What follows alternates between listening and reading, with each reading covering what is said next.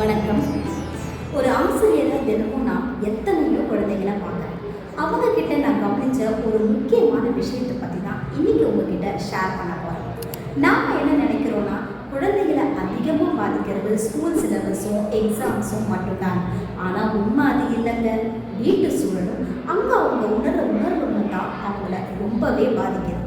நாம் பேசுகிற வார்த்தைகளை விட நம்ம முகபாவனை, கோபம், டென்ஷன், மனக்கவலை இதெல்லாம் குழந்தைங்க ரொம்ப ஈஸியாக புரிஞ்சுக்கிறாங்க. சில நேரங்களில் ஆஃபீஸ் டென்ஷன் இல்லை வேற ஏதோ வேலை காரணமாக நாம் அமைதியாக இருக்கோம். ஆனால் குழந்தைங்க அதை எப்படி புரிஞ்சுக்கிறாங்க தெரியுமா? நாம் எதுவும் தப்பு பண்ணிட்டோமோ, அதனால தான் அப்பா அமைதியாக இருக்காரோ, அதனால தான் அம்மா பேச மாட்டேங்கிறாங்களோன்னு அவங்க தான் தப்பு பண்ணதா தவறாக நினச்சிக்கிறாங்க.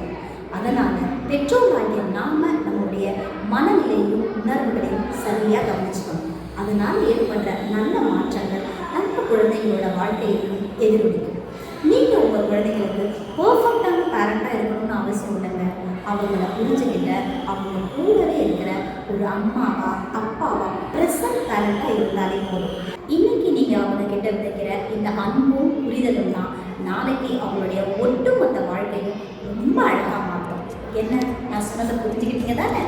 நன்றி.